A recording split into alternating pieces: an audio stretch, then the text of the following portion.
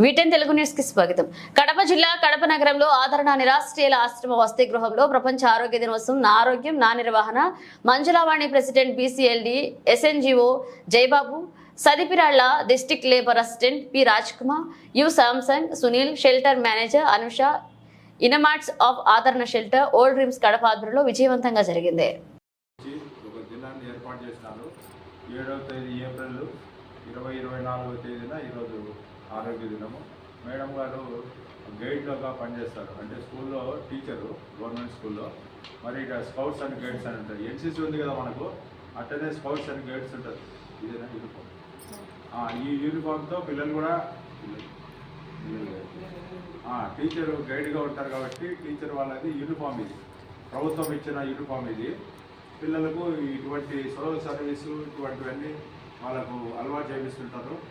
వీళ్ళు ఎక్కడైనా పోయి వాళ్ళకి ఇట్లా ఆశ్రమాలు గట్రా పోయి వాటికి కూడా సాయం చేస్తుంటారు. అవన్నీ మేడం గారు వాళ్ళకు పిల్లలకు నేర్పిస్తుంటారు. ప్రపంచంలో ఇటువంటి ఆరోగ్య సూత్రాల గురించి మేడం చెప్తారు. Thank you madam.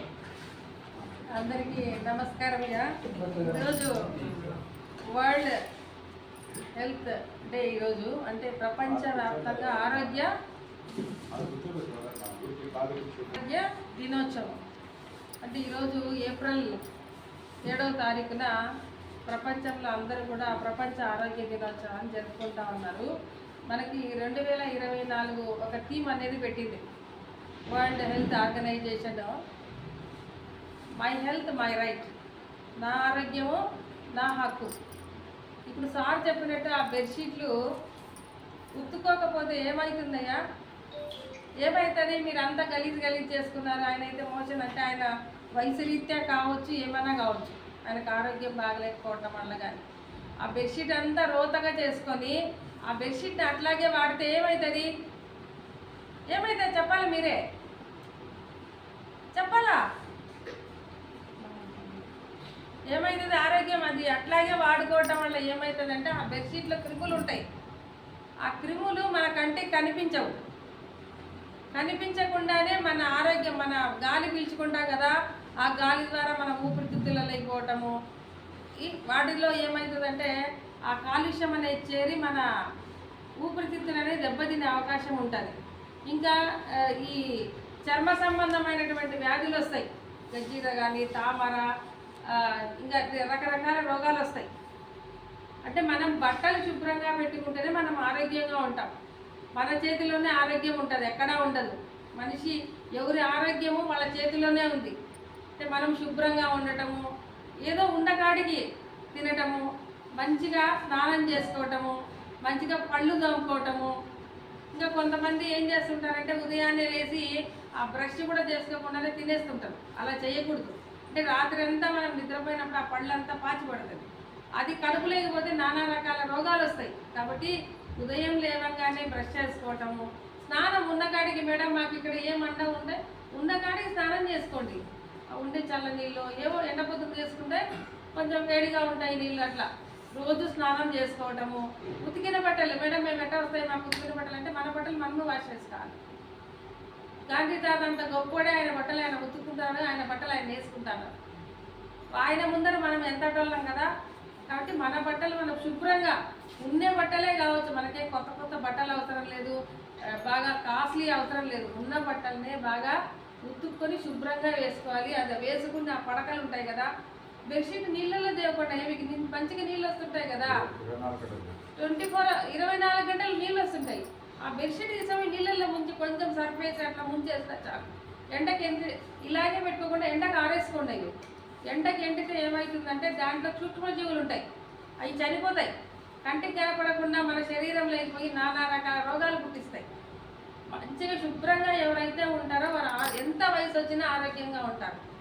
అంటే మంచిగా స్నానం చేసుకోవటము, మంచిగా చేతులు, ముఖ్యంగా లెట్రిన్కి వెళ్తారు కదా మోషన్కి, మరుగుదొడ్డికి పోతారు, అప్పుడు కూడా వీళ్ళకి ఇస్తారు కదా సోపులు ఇస్తారు కదా,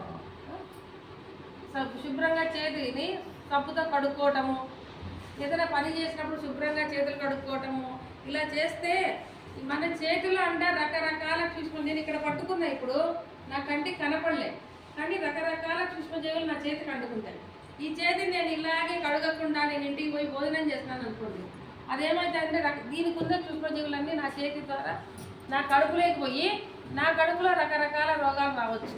కాబట్టి బ్రతికినంత కాలం మనిషికి ఏదైనా లేకున్నా పర్వాలేదు, డబ్బు లేకున్నా పర్వాలేదు, ఏది లేకున్నా పర్వాలేదు, ఆరోగ్యం అనేది ఉంటే ప్రశాంతంగా బతకొచ్చు.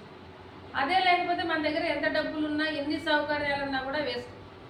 ఇవన్నీ మనకి మంచి ఆరోగ్యం ఉంటేనే వస్తుంది. మంచి ఆరోగ్యం ఉండాలంటే పరిశుభ్రత అనేది చాలా అవసరం. కాబట్టి పొద్దున్న లేస్తేనే కొంచెం పళ్ళు ఉండదాంతోనే మనకి పేస్ట్లు అవసరం లేదు. వేప పుల్లతో కూడా పళ్ళు తోముకోవచ్చు. పాతకాలంలో వేప పుల్లతోనే పళ్ళు తోముకునే వాళ్ళంట. బొగ్గు వేప పుల్లతోనే కడుక్కోవచ్చు. నాకు పేస్ట్ లేదు, నాకు బ్రష్ లేదు, మనని అవసరం లేదు. ఉన్న వాటితోనే చక్కగా బాగా ఒక 3 నిమిషాలన్నా బాగా పళ్ళు తోమి బాగా పొక్కలిస్తే నోరు క్లీన్ అవుతుంది. అంటే చాలా జబ్బులన్నీ కూడా నోటి ద్వారా వస్తాయి. అంటే మన పళ్ళు శుభ్రంగా లేకపోవటము, నాలుక శుభ్రంగా లేకపోయినా కూడా రోగాలు వస్తాయి.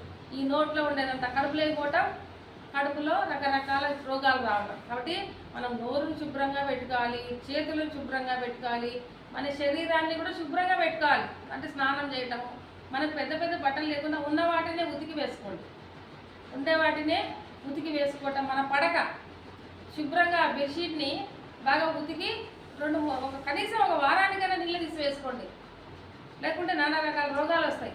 అంటే మనిషి బతికి రోగాలు ఉన్నాయనుకో బ్రతికేటప్పుడు చాలా కష్టం అనిపిస్తుంది. అదే ఆరోగ్యంగా ఉంటే బరువు అనిపించదు జీవితం. కాబట్టి మన ఆరోగ్యంగా ఉంటే మన జీవితం బాగుంటుంది. కాబట్టి అందరం కూడా శుభ్రతను పాటిస్తారని నేను ఆశిస్తూ అవకాశం ఇచ్చినటువంటి ప్రెసిడెంట్ గారైనటువంటి విజయన్నకి థ్యాంక్స్ చెప్తున్నాను. విన్నటువంటి మీకు కూడా ధన్యవాదాలు తెలియజేస్తున్నాను. నమస్తే.